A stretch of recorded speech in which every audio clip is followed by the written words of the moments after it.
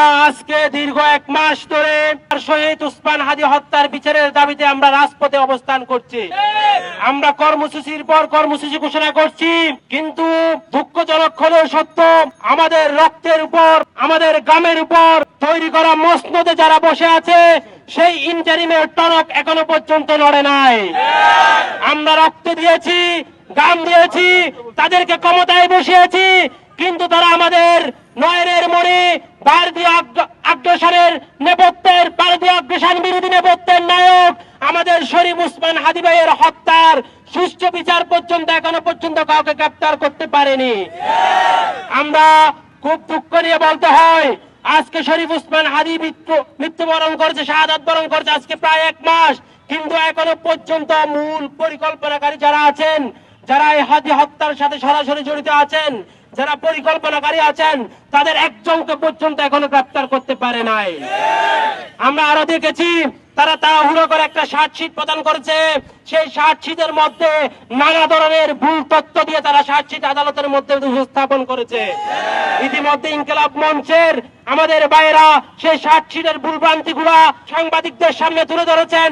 সুতরাং বলতে চাই, এ ধরনের প্রহসনমূলক তথ্যের মাধ্যমে, চার্জশিট প্রদানের মাধ্যমে যদি মনে করা হয় হাদি হত্যার বিচার দামাচাপা দেওয়া যাবে, তাহলে আমরা ইন্টারিমকে ঘোষণা করতে চাই, আপনাদের মস্তককে আমরা ভেঙে চুরমার করে দেব। আমাদের শরীরে 1 বিন্দু রক্ত থাকতে আমরা এই হাদি হত্যার বিচার নিশ্চিত না হওয়া পর্যন্ত আমরা রাজপথ ছাড়বো না।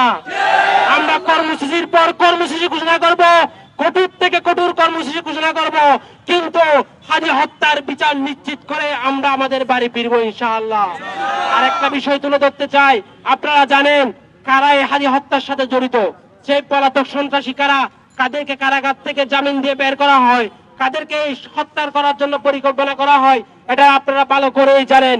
আপনারা ইতিমধ্যে লক্ষ্য করছেন কিনা জানি না, আমি সাংবাদিক ভাই আছেন, আইন শৃঙ্খলা বাহিনীর কর্মকর্তা যারা আছেন, তাদেরকে লক্ষ্য করে বলতে চাই, চট্টগ্রামে জুলাই আন্দোলনে যে প্রকাশ্য অস্ত্র নিয়ে সোলামান বাদশাহ এনায়েত বাজারে দাঁড়িয়ে আমাদের ছাত্র জনতার উপর, আমাদের উপর যায় গুলি ধরে অত্যাধুনিক অস্ত্র দিয়ে যে গুলিবর্ষণ করেছে, সেই সুলাইমান বাদশাহ ইতিমধ্যে জামিন পেয়ে কারাগার থেকে বের হয়ে গেছে।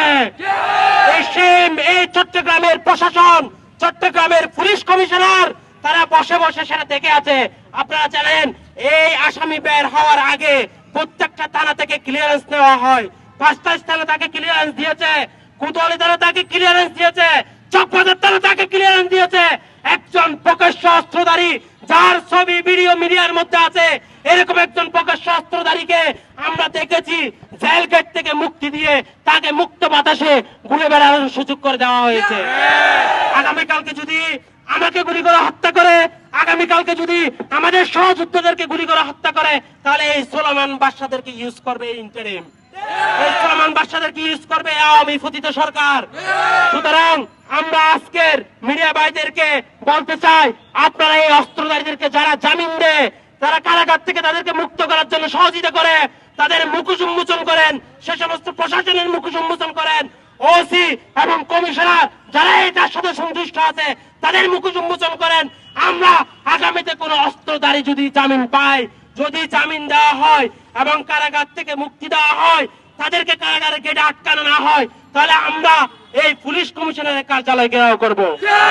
যেভাবে হাদি হত্যার বিচার নিশ্চিত করতে হবে আমাদের দাবি, হাদি হত্যার সাথে মূল অভিযুক্তকারী যারা আছে তাদেরকে গ্রেফতার করে তাদেরকে চার্জশিটের অন্তর্ভুক্ত করতে হবে।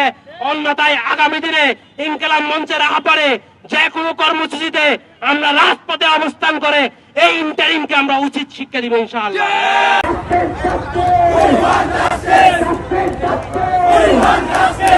আমাদের জুমা আসে জুমা যায়, কিন্তু হাদি ভাইয়ের হত্যার কোনো বিচার নাই।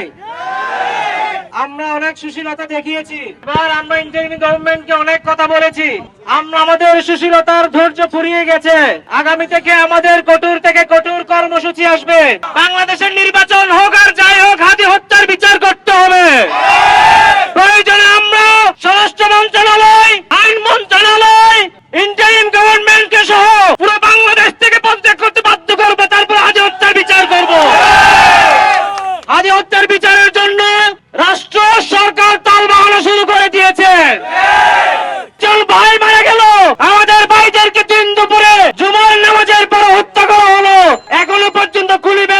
পর্যন্ত মুরত দেখাতে পারেন নাই।